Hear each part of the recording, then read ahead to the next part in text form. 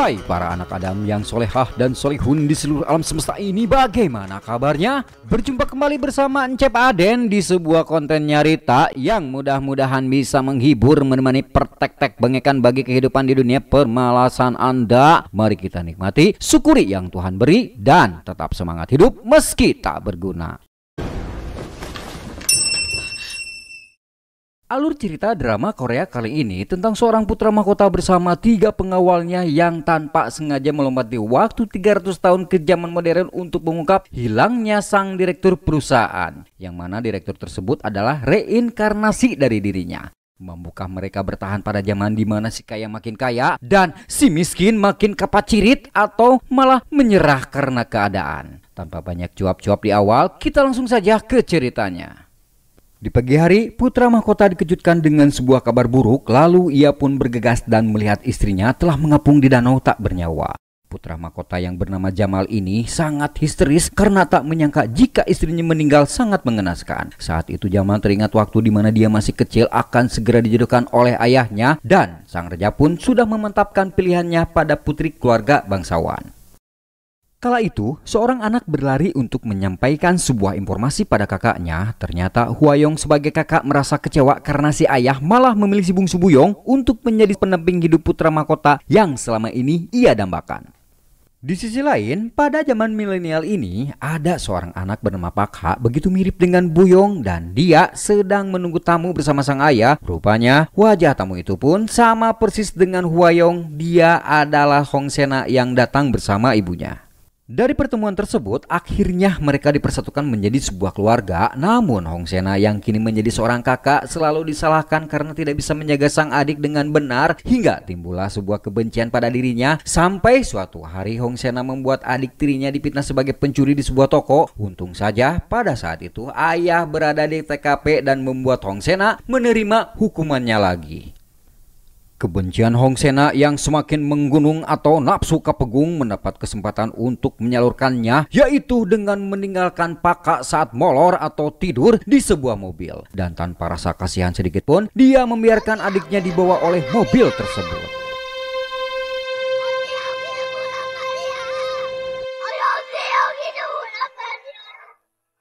Kembali ke Mas Joseon, di sana terjadi sebuah insiden yang tanpa disengaja menguntungkan Hwayong, dan sang ayah pun menjadi marah karena luka di wajah Buyong akan membekas sehingga tak mungkin untuk mendampingi putra mahkota. Akhirnya telah diputuskan bahwa Hwayonglah yang akan menjadi pendamping Jamal, calon si penguasa di zaman tersebut. Singkat cerita, upacara pernikahan pun dilaksanakan dan terlihat kebahagiaan terpancar di wajah Hwayong karena akan menjadi seorang putri mahkota. Begitupun Jamal yang sebentar lagi akan membelah duren di malam hari atau wik-wik ngik-ngik. Sementara di balik kebahagiaan kakaknya ada kesedihan mendalam di mana Buyong yang seharusnya di samping putra mahkota malah harus menutupi wajahnya karena sebuah luka yang takkan pernah hilang.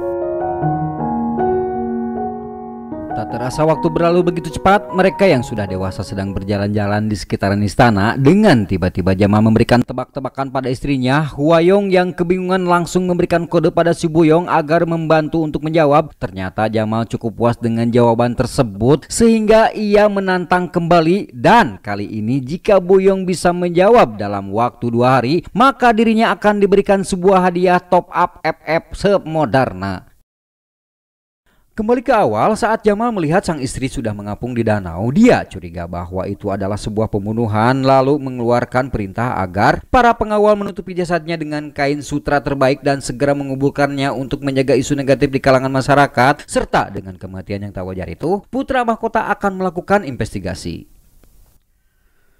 Sementara di zaman sekarang, di sebuah kota di Amerika, wajah putra mahkota pun berduplikat. Dia adalah si Jamil yang sedang menunggu Kevin kerabatnya. Tanpa sengaja ia melihat sang gadis penjual buah yang begitu mempesona dan membuat kokotnya itu ingin mengabadikannya. Wajah si gadis tersebut ternyata dia adalah Pak Ha yang hidup sendirian sampai saat ini semenjak ditinggal sang kakak.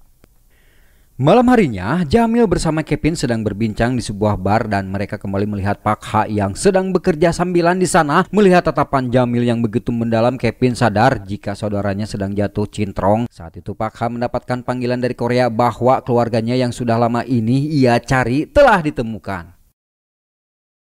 Setelah malam berlalu, Kevin menemani Jamil untuk menyalurkan hobi melukisnya. Tapi tujuan dia datang ke Amerika yaitu atas perintah si nenek untuk menjemput si Jamil, yang mana nenek akan menjadikan Jamil sebagai direktur utama di perusahaannya. Tapi Jamil malah menolaknya dan meminta si Kevin untuk mengurus semuanya. Ketika mendengar itu, Kevin malah tersinggung karena dirinya hanya saudara tiri yang selalu dipandang sebelah mata oleh si nenek. Hingga perdebatan pun terjadi yang membuat Jamil dipukul ngagoler sampai terjatuh dari kapal. Di situ bisikan setan muncul dan dengan tega Kevin meninggalkan Jamil di lautan agar dia bisa menjadi satu-satunya penerus perusahaan si nenek. Singkat cerita, Kevin sudah berada di Korea lalu menyampaikan pada keluarga bahwa Jamil menghilang dan membuat si nenek terkejut mendengarnya. Namun sebagai orang kepercayaan si nenek, Pak Eko meyakinkan pada semua jika Jamil akan segera ditemukan dengan mengutus seorang ahli ke Amerika untuk mencarinya. Sementara di lain tempat, Pak Ha yang juga sudah berada di Korea malah datang untuk menangisi kepergian ayahnya yang sudah tiada.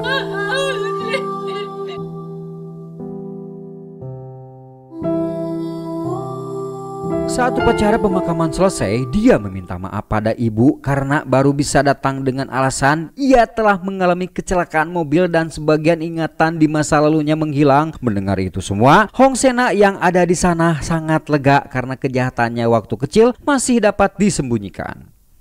Kembali ke Joseon, Raja dan Putra Mahkota sedang mengusut kematian Tuan Putri karena Tuan Putri teh mati secara tiba-tiba berasa dirawuh heulang gitulah ya. Di sana ayah dari Tuan Putri yang diangkat menjadi Perdana Menteri pun membantah jika kematian putrinya akibat dari pembunuhan karena sangat tidak mungkin ada yang berani membunuh Putri Mahkota di dalam istana. Dia menyimpulkan jika kematian anaknya kemungkinan besar akibat tergelincir Tisoledat hingga jatuh ke danau, dan kesimpulannya diperkuat oleh petugas keamanan yang melihat dua pengawal Tuan Putri malah kabur karena takut disalahkan. Pada saat itu juga mereka yang berhasil ditangkap mencoba melawan dan harus mati di tangan petugas. Mendengar pernyataan dari petugas tersebut, Perdana Menteri meminta pada sang raja untuk menghentikan penyelidikannya agar Hwayong bisa mati dengan tenang.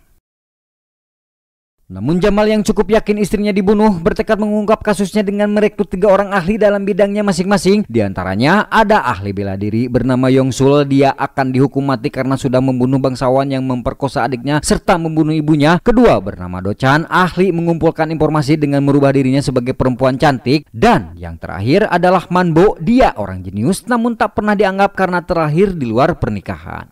Di sana Dochan melaporkan ada seorang saksi yang melihat Tuan Putri di malam kejadian itu dan mereka bergegas mencari keberadaan saksi tersebut hingga sampai ke dalam hutan yang ternyata itu adalah sebuah jebakan dan si Dochan sendiri tidak menyadarinya. Saat tahu di depan itu ada sebuah jurang, mereka memberanikan diri untuk melompatinya yang akhirnya di luar nalar pun terjadi. Di sisi lain, Pak Ha yang tinggal di apartemen baru saja pulang setelah membantu ibu berjualan ikan di pasar, dan di saat dia masuk, ia dikagetkan dengan adanya 4 pria berpakaian aneh di dalam rumahnya. Mereka yang mengalami kejadian tersebut masih kebingungan, ditambah lagi melihat banyak cahaya lampu di luar yang belum pernah mereka lihat dalam hidupnya. Saat itu, Pak Ha menyangka bahwa mereka adalah orang gila yang nyasar, sementara Jamal menganggap jika Pak Ha ini seorang penyihir bodoh yang telah lancang pada anak raja. Lalu dia dengan tegas meminta untuk segera diantarkan kembali ke istana dan akan mengampuninya atas perbuatannya tersebut. Pak Ha yang takut ikutan gila pun menuruti perintah putra mahkota dan diantarlah mereka ke istana yang kini sudah menjadi warisan budaya.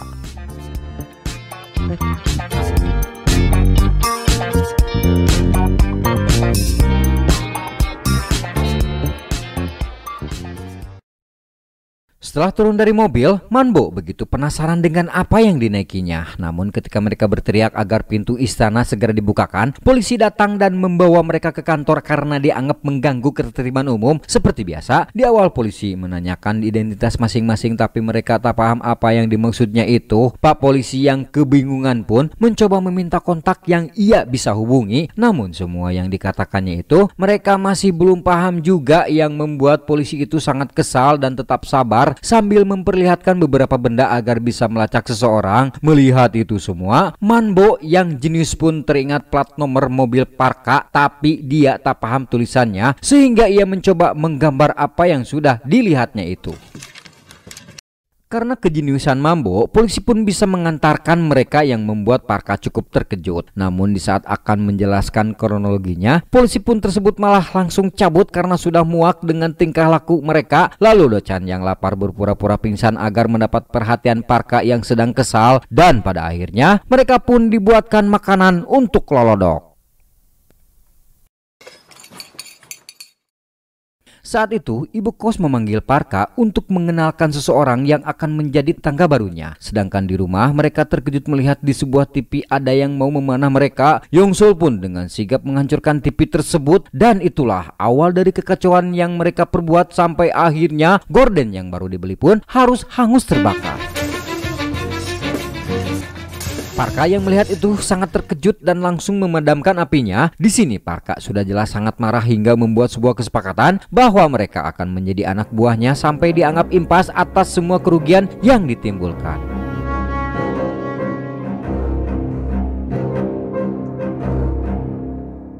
Setelah pekerjaannya beres, mereka bersama-sama makan mie instan dan dengan serius mengikuti apa yang dilakukan Parka. Saat itu, tiba-tiba Hong Sena menelepon dan meminta bertemu. Dia meminta Parka untuk menjauh dengan alasan semua petinggi perusahaan di tempatnya bekerja tidak tahu jika dirinya memiliki adik tiri. Sementara Jamal yang sedang menunggu Parka sangat terkejut melihat sosok sang istri di hadapannya. Lalu ia bergegas untuk menghampirinya, namun malah menabrak kaca hingga jatuh pingsan. Singkat cerita, Jamal tersadar dan disuruh menunggu untuk pemeriksaan lebih lanjut. Secara kebetulan, nenek yang juga ada di sana sepintas melihat Jamal yang dikira cucunya itu, tapi saat kembali, sosok tersebut sudah tidak ada. Dari kejadian itu, nenek cukup sedih karena beliau berpikir hanya berhalusinasi saja. Semua keluarga yang melihat keadaan si nenek pun cukup prihatin sehingga ayah Kevin menyarankan agar Kevin tinggal di rumah nenek untuk sementara saja dengan harapan anaknya bisa menggantikan si Jamil yang sudah tiada. Mendengar itu semua, Kevin hanya terdiam akan tetapi dalam hati jahatnya merasa senang karena itu awal dari rencana untuk menguasai perusahaan si nenek. Kini Jamal bersama 3 pengawalnya sudah menyadari bahwa mereka telah melintasi waktu 300 tahun ke depan sehingga Jamal memutuskan untuk sementara akan tinggal di rumah rooftop ini. Saat itu Pak Ha yang terganggu dengan obrolannya meminta agar mereka segera masuk untuk tidur karena besok pagi harus kembali bekerja. Jamal dan Pak Ha yang tidak bisa tidur pun mencoba menghabiskan malamnya dengan minum soju untuk menghilangkan penat di babatoknya itu. Saat itu Pak Ha mulai dekat dan bisa tertawa dengan tingkah konyolnya yang dilakukan si Jamal. Tapi ia penasaran dengan keanehan-keanehan pada diri si Jamal ini. Dan di sana Pak Ha meminta Jamal untuk jujur mengenai siapa dia sebenarnya. Karena memang tidak ada jawaban kebohongan, jawaban Jamal tetap sama bahwa dia adalah putra mahkota dari zaman Joseon. Singkat cerita, Parka yang percaya pada Jamal akhirnya mencoba mengejarkan bagaimana cara hidup di dunia modern ini. Dan ketika ia mengenalkan fungsi toilet, Mambo teringat saat dia meminum airnya untuk memadamkan api. Lanjut ke jalan raya, Parka mengajarkan cara menyeberang dan naik bis. Dan yang paling lucunya serta memalukan ketika Parka memperkenalkan uang yang kebetulan bergambar kaisar. Kemudian Parka terpaksa pergi untuk membereskan barang di rumah atasannya Hong Sena karena ibu yang menyuruh. Saat itu Jamal langsung masuk dan diantar oleh pelayan ke sebuah kamar yang akan dibereskan. Di sana Jamal terkejut melihat foto Jamil yang sangat mirip dengan dirinya. Lalu nenek datang berniat untuk mengenang barang-barang cucunya sebelum dipindahkan. Beliau tak menyangka akan melihat lagi penampakan Jamil, tapi sekarang dia meyakini jika itu memang Jamil yang sudah pulang. Kevin yang datang ke sana terlihat shock saat nenek menyampaikan bahwa Jamil telah kembali. Namun dia sadar jika itu bukanlah Jamil yang sudah dibunuhnya. Tapi nenek bersikeras dengan keyakinannya sehingga Jamal cukup rudet dan tanpa sengaja mendorongnya sampai ngagoler terjatuh yang membuat Kevin emosi. Karena merasa terancam, Jamal pun berteriak, memanggil nama Yongsul dan bergegaslah semua masuk untuk melihat apa yang terjadi.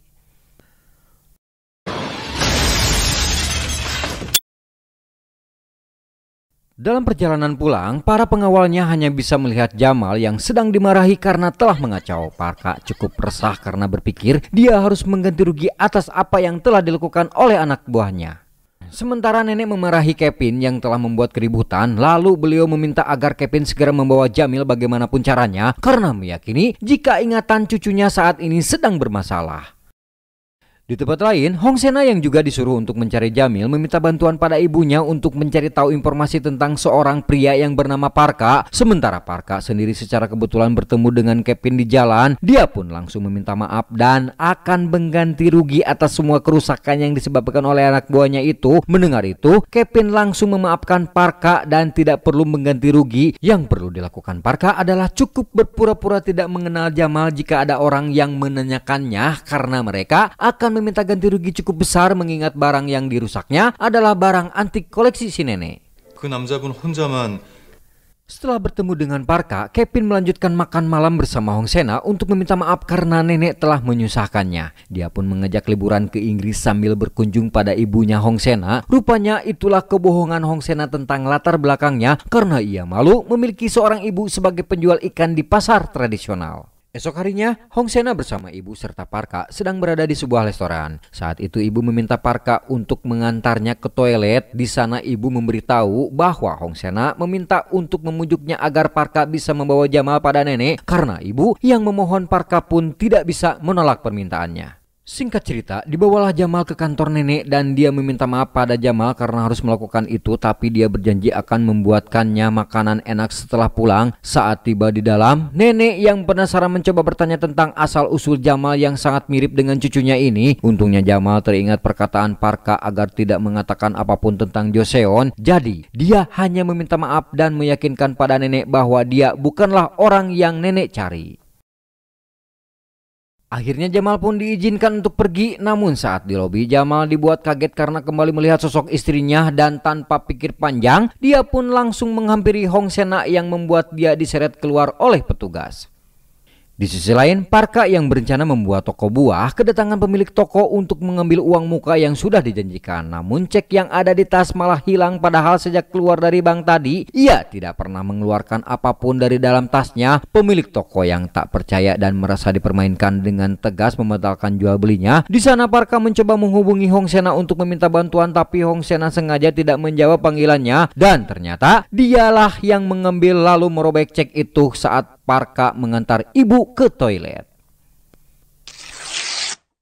Parka yang masih berusaha mencoba meminjam pada ibunya itu, tiba-tiba Hong Sena datang dan meminta untuk berbicara empat mata. Dia mengatakan bahwa akan memberinya uang, tapi bukan untuk uang muka, melainkan untuk dibayarkan ke bank yang ia pinjam dengan syarat Parka harus segera kembali ke Amerika. Mendengar itu, Parka merasa terpukul dan sangat heran mengapa Hong Sena sebegitu benci terhadap dirinya. Yeay. Jamal yang dilanda sedih dan kebingungan untuk pulang akhirnya dijemput Parka yang di sana. Jamal yang tidak mengetahui Parka banyak masalah langsung marah-marah karena Parka tidak ingat pada janjinya. Parka yang sudah kehabisan tenaga tidak merespon perkataan kasarnya si Jamal ini. Kemudian ia pergi tanpa sepatah kata pun. Gimana geng, seru nggak ceritanya? Aduh, pakai gengnya, tapi dengan berat hati ya. Cerita ini harus bersambung dulu karena sebagai tamu spesial saya harus terbang naik beca ke Jepang untuk menghadiri acara pernikahannya si Nobita dan Shizuka. Wow. Jadi jangan lupa ya, dukung kita terus agar kalian tidak ketinggalan kelanjutannya dari cerita ini. Dan juga berikan komentar yang membangun agar saya bisa lebih baik lagi di kemudian hari. Semoga kalian yang masih mendengar selalu dimudahkan segala urusannya dan diberi kesuksesan yang sesukses-suksesnya. Pokoknya mah lancarnya kabeh. Terakhir kata, kalau kamu senang, keluarkanlah tawamu. Kalau kamu sedih, keluarkanlah tangismu. Tapi ingat, kalau kamu malu, janganlah keluarkan kemaluanmu.